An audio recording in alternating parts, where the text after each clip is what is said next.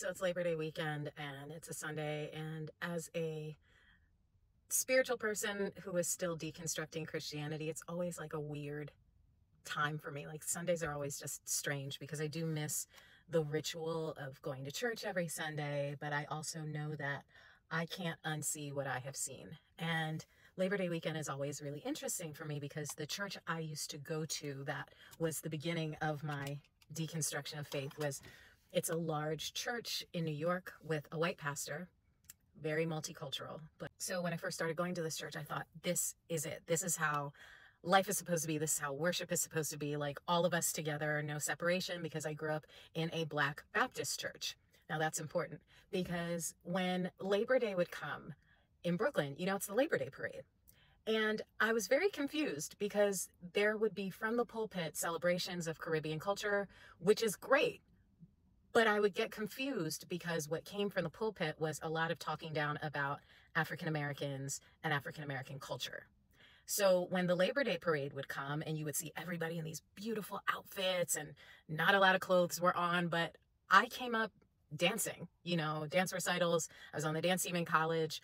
I'm a professional actress. So, my parents never raised me with shame about my body, especially when it's a beautiful costume. But in this church, they were very, very big on modesty culture and not causing people to stumble. And being a former people pleaser and always like the best in class, Patty Perfect, I was like, well, wait a minute. If you're telling us that these things are sinful, why is it okay for this parade? Like, why is it okay that people can be dancing like this and we're talking about it from the pulpit as if it's a good thing? Like, I just wanted to understand. And I remember people saying, well, it's cultural. And I was like, but African Americans have culture too. It's just been commodified and put into America and the world as popular culture, but that's Black culture. And I was told by a Black woman who was a friend of mine, who was first generation, and she said, oh, African Americans don't have any culture. And I was hurt, I was stunned, I kind of froze because I was like, this doesn't feel right, this makes me feel bad, and this is not who I thought you were. And some of the stuff that people would say to me that were Black, but were either immigrants or first generation, would be wild, like wild. And it was almost as if I would have closed my eyes, some of the same things that would be said to me about Black Americans, it was as if I was hearing a racist person speak. And it was wild, but it was in the church. And the way that it was said was with the same sort of inflections that they would hear from the pulpit. And I was honestly confused because I was like, but we're all Black. Like, we're literally all Black. I was never raised to see any kind of distinction among the diaspora.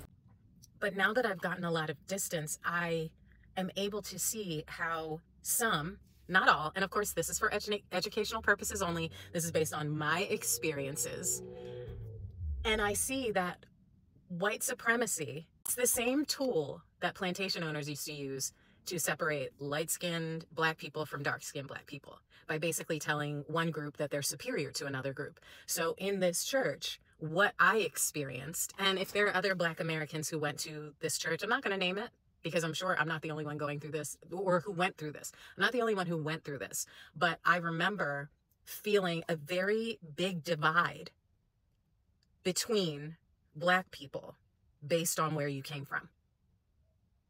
And this was reinforced. Actually, this was enforced from the pulpit because what I used to hear from the pulpit was very negative things about African American preachers. And the pastor that I had this experience with would basically turn it into a sob story of, look at what I'm trying to do. I love having this multi-ethnic, multicultural church, and these Black pastors don't understand. These Black pastors are jealous. But we know that we're doing things the right way. We know that we're doing things God's way. And part of my deconstruction began because I was like, because you're elevating one group over another. You're saying that one group can move, can dance. Like, for example, we went to Korea for a singing trip, right? I was one of the soloists in this big church. And I remember there were dance routines. Now, at the time, the church had this big rule: dancing is not allowed. that's a whole other thing, because my parents were like, that's crazy. And my parents are the most saved, sanctified, Jesus-loving people you will ever meet.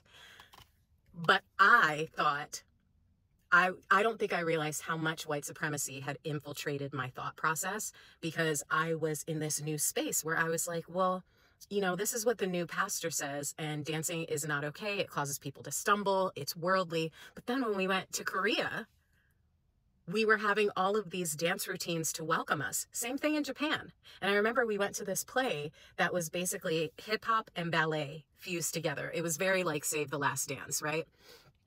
And I remember talking to the other people on the trip who, mind you, I accepted Jesus when I was 7 years old. I was in second grade, and I absolutely knew what I was doing. I was in second grade. I knew I loved Jesus. I knew I wanted to live for Jesus, right? And you have these people, I can see it now, that what they would do is they would speak with authority, even though they didn't know anything.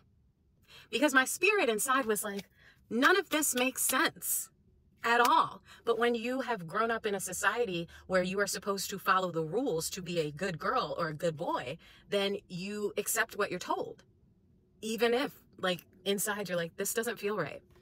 So I remember being very perplexed, and no one could give me a straight answer. No one could give me a reason, a real reason as to why all forms of dancing were okay, except for any kind of dancing that originated in America by Black people.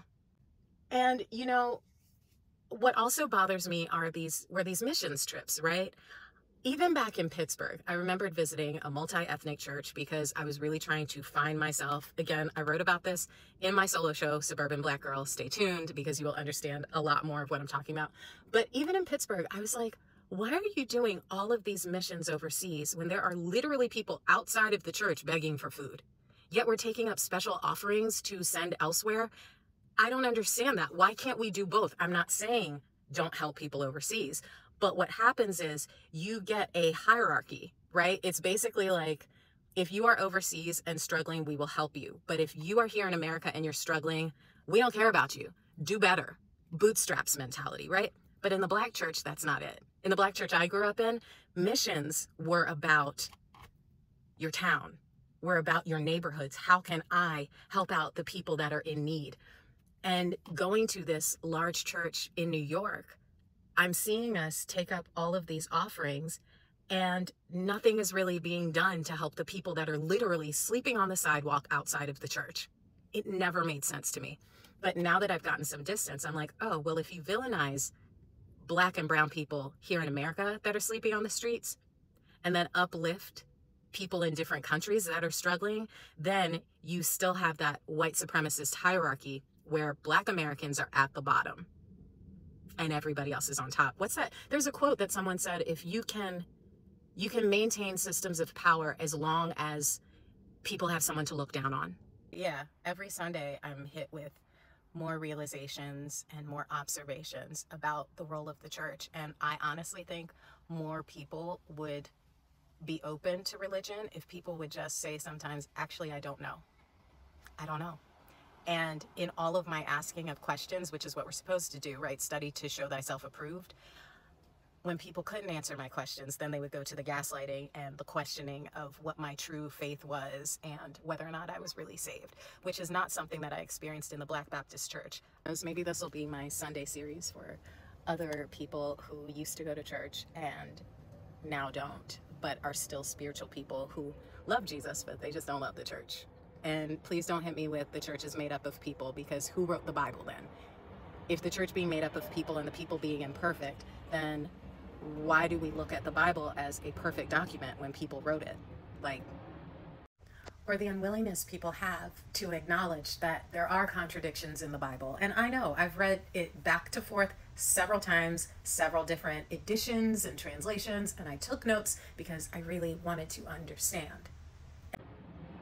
There should be room to ask questions, and there should be humility. People should have the humility to say, actually, I don't know, or actually, that's a good point, instead of immediately going to, oh, we need to pray for our sister. She has fallen under the influence of the enemy. No, I'm using critical thinking skills, which God gave me. Happy Sunday.